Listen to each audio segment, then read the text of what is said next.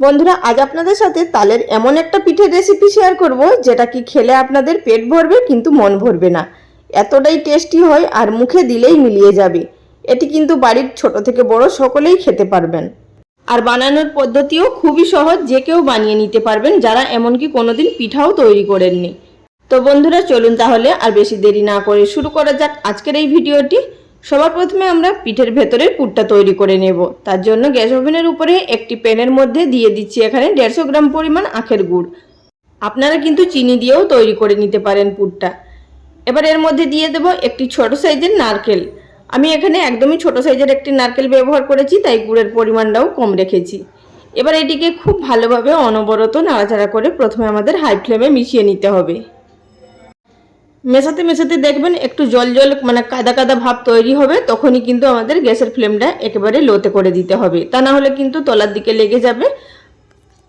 তো দেখতেই পাচ্ছেন এখানে নরম হতে শুরু করেছে। এই পর্যায়ে গ্যাসের ফ্লেমটা একেবারে লোতে করে দিয়ে এটিকে অনবরত নাড়াচাড়া করে নিতে হবে যতক্ষণ না শুকোচ্ছে।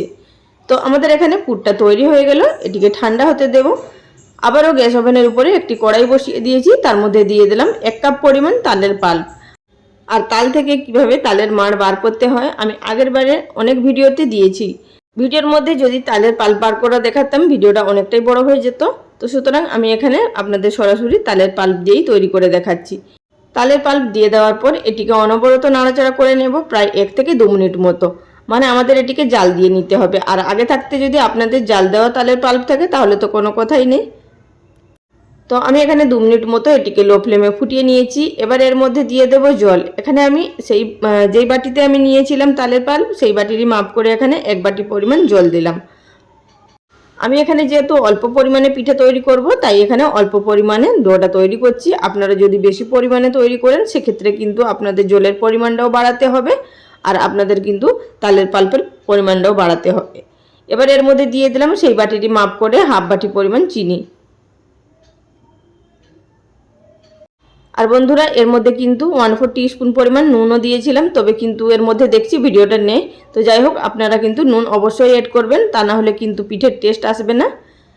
এবার এর মধ্যে দিয়ে দিলাম প্রথমে 1 বাটি পরিমাণ চালের গুঁড়ি। আর এই চালের গুঁড়িটা বাড়িতে তৈরি করা, আর আপনারা কিন্তু দোকানের চালের গুঁড়ি দিয়েও তৈরি করতে পারেন। তো প্রথমে আমি এখানে 1 বাটি দিয়ে প্রথমে নাড়াচাড়া করে মিশিয়ে নিলাম, তারপর আরও হাফ বাটি দিলাম। অল্প অল্প করে দিয়েই কিন্তু আমাদের এখানে মিশিয়ে ডোটা তৈরি করতে হবে। একসাথে যদি সমস্ত চালের গুঁড়ি দিয়ে দেওয়া হয় তাহলে কিন্তু দলাভাব চলে আসবে। সুতরাং এইভাবে অল্প অল্প দিয়ে আমাদের মিশিয়ে নিতে হবে। তো আমার এখানে মোট 2 বাটি পরিমাণ চালের গুঁড়ি দিয়ে দেওয়া হয়ে গেছে। আর যদি লাগে তো সামান্য পরিমাণ ব্যবহার করব। তো এখন দেখছি একটু চটচটে ভাব আছে, তাই এর মধ্যে আরও সামান্য পরিমাণ চালের গুঁড়ি দিচ্ছি। তবে কিন্তু আমরা যে সাধারণ সিদ্ধ পিঠে তৈরি করি একটু ডোটা শক্ত থাকে, সেই মতন কিন্তু আমাদের এই ডো তৈরি করলে হবে না। এই ডোটা কিন্তু হালকা একটু নরম রাখতে হবে।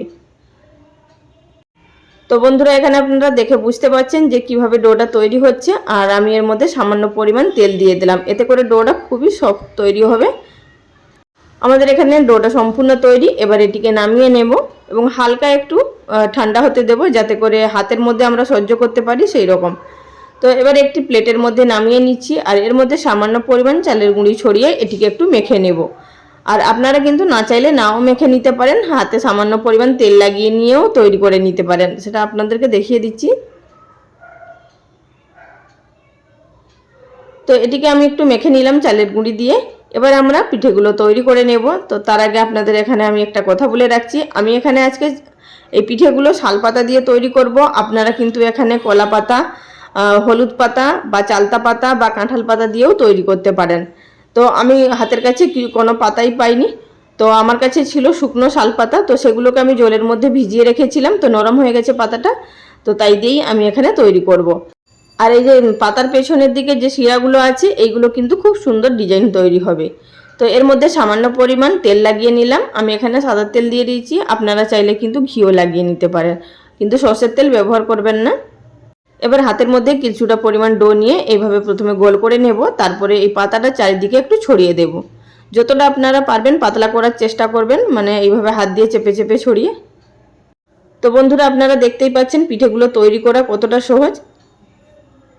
একবার যদি আপনারা বাড়িতে এই পিঠে তৈরি করে খান, এই তালের সময় কিন্তু 2-3 বার আপনারা বাড়িতে নিশ্চয়ই তৈরি করে খাবেন, এইটুকু আপনাদের আমি কথা দিচ্ছি।